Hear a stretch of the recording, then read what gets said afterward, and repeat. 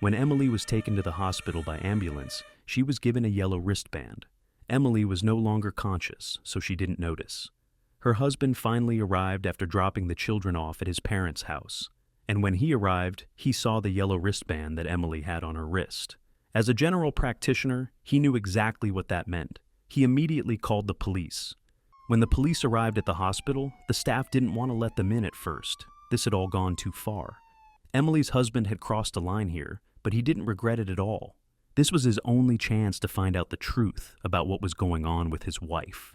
In the end, the hospital had no choice but to give Michael access to Emily. When he entered the room, he saw that Emily was still wearing that yellow wristband. He couldn't believe doctors would make such a mistake. They were playing with someone's life here. Fortunately, Michael was able to prove to the doctors that they had made a mistake here. But there was a big fear that he might not be on time. But why did Emily get a yellow wristband instead of a red wristband? What exactly did this mean, and why did Michael call the police?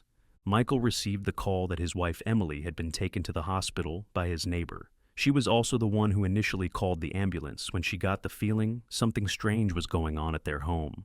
And maybe this quick thinking saved Emily's life. The neighbor normally saw Emily at least twice a day when she was walking the dog. But she hadn't seen her once that day, and she became suspicious. There was probably nothing wrong, but she decided to ring the doorbell anyway. Maybe she could help Emily when she was too busy to walk the dog. Or maybe she didn't hear anything when she rang the doorbell, and that would indicate that she and the dog were gone. But when she rang the doorbell, the woman quickly realized that something was wrong here. When she rang the bell, the dog started barking loudly and jumped against the door.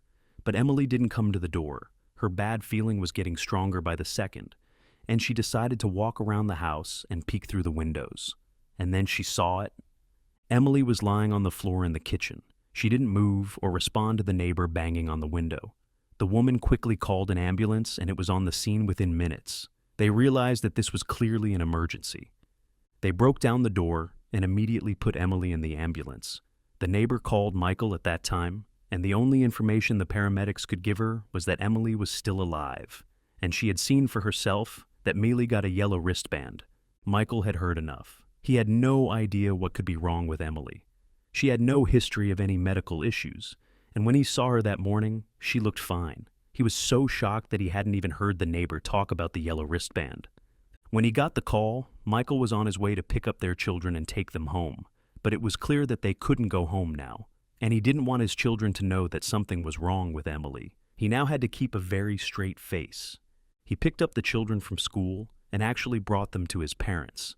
He gave them the excuse that he had to take care of an adult affair and that they would spend the rest of the afternoon and evening with the grandparents. Fortunately, the children were very happy with this, and Michael's thoughts could go back to Emily. He also tried to call the hospital in advance, but all they could tell him was that Emily had arrived there. Apparently, the doctors were taking care of her at the moment, but that was all the receptionist who answered the call could tell him. That wasn't enough information for Michael, but luckily he was almost in the hospital and would have the opportunity to figure everything out on his own. At least, that's what he hoped. For some reason, the hospital wouldn't let him near Emily at all. Michael was actually quite familiar with the hospital, and he hoped that this would help him avoid the red tape that family members often had to deal with. He was a general practitioner himself, and was often in contact with the hospital before transferring patients to them. But would this help his case? The hospital did everything by the book, and that meant you had to sign a lot of documents if you wanted to see someone in critical condition, and Michael desperately wanted to avoid that. But it seems that his fame only made things more difficult. When he arrived at the hospital and expressed his intention to see his wife, Emily, he was immediately greeted with great restraint. The woman assisting him was already running to the drawer with all the forms when Michael quickly told her who he was. It stopped the woman. She looked at Michael strangely and told him to call. It only took about a minute for her to return. Her expression had changed, and she only seemed to smile as she sent Michael to a room where he was asked to wait a moment. A doctor would be happy to help him. And Michael was happy that it seemed like his reputation seemed to help him here. At least, that's what he thought. He had to wait in the room for a while, which gave him time to think about the situation, and he suddenly remembered a detail of the phone call with the neighbor. He wasn't sure if he had heard correctly, but he believed she had said something to him about a yellow wristband. But it would be very strange if the neighbor had actually seen that correctly.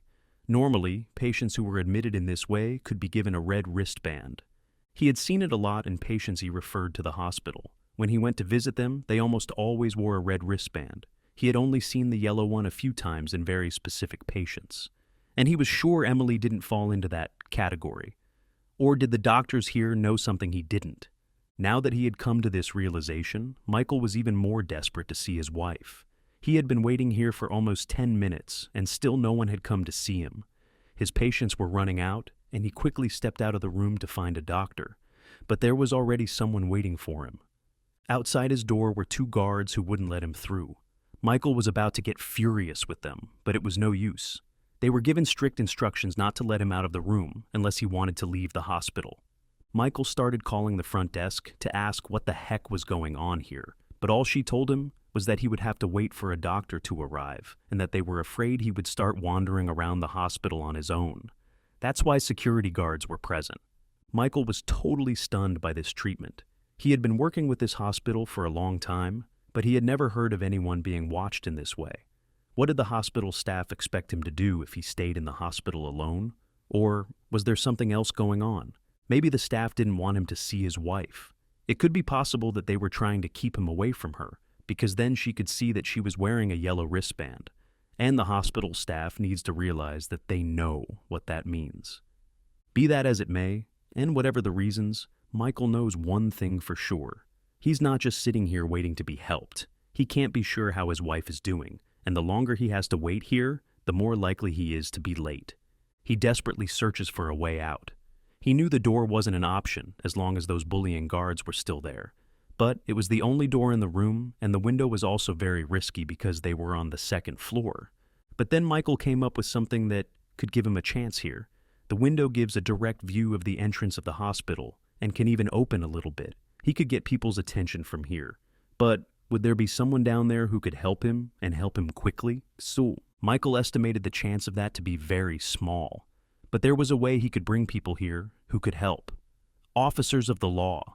He quickly had the police on the phone, and Michael managed to convince them to send a police car. Michael had told them the truth about the situation, and the officer who answered the call sounded very surprised at the hospital's approach.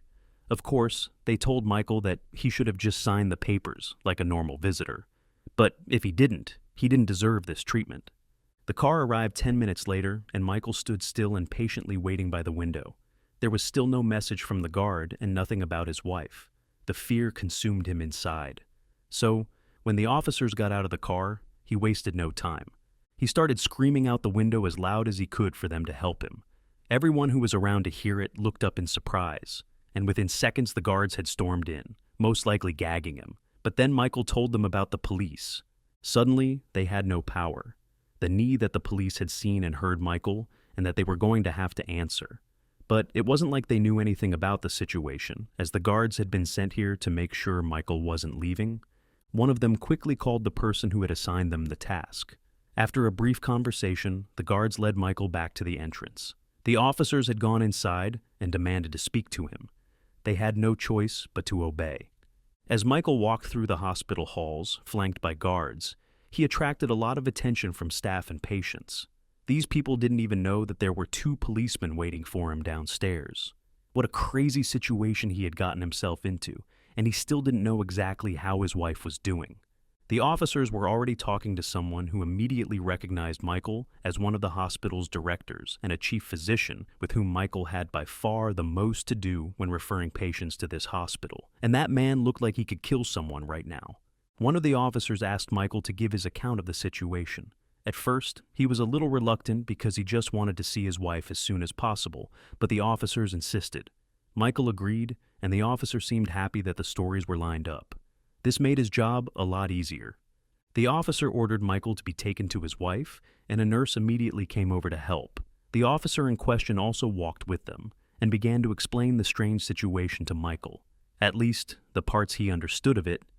Michael apparently thought the hospital staff liked him much more than they actually did. They didn't like him at all, and you could even say they hated him. In their eyes, he was a useless middleman who only cost them money. If he didn't exist, patients would just come straight to them for help.